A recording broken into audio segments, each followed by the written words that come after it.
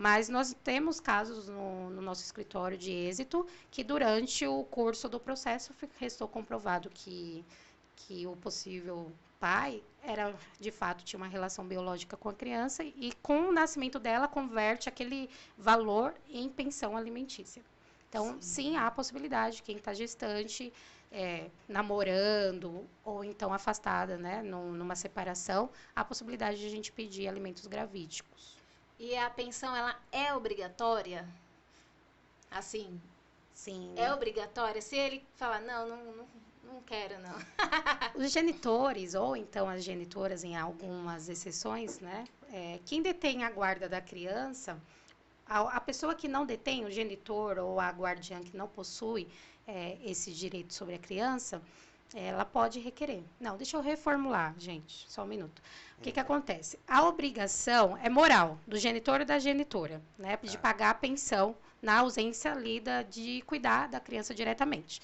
Certo. Posto isso, só nasce a obrigação judicial após a propositura da ação. O juiz ele vai decidir quanto esse genitor ou genitora deve arcar de pensão alimentícia. Então, só nasce a obrigação judicial após o juiz falar sobre o assunto, ok?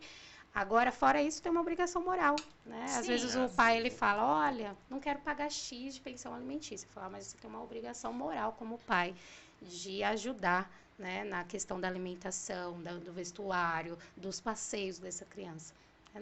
A gente precisa discutir um pouco mais sobre esse assunto. Legal. Então não é assim, a pessoa se divorciou, nem divorciou, na verdade separou. Aí foi cada um morar em uma casa, né? Um dos cônjuges saiu.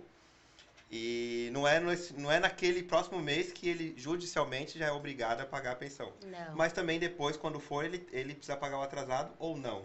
É a partir da citação. Então, a genitora ela vai propor ação, ele vai ser citado, né, que o juiz fixou uns alimentos provisórios, porque o juiz, logo no início do processo, ele concede uma liminar no sentido de falar que esse pai deve verter pagamentos porque a criança precisa se alimentar. Então, às vezes já é um percentual de 20%, às vezes de 30% dos rendimentos líquidos desse pai.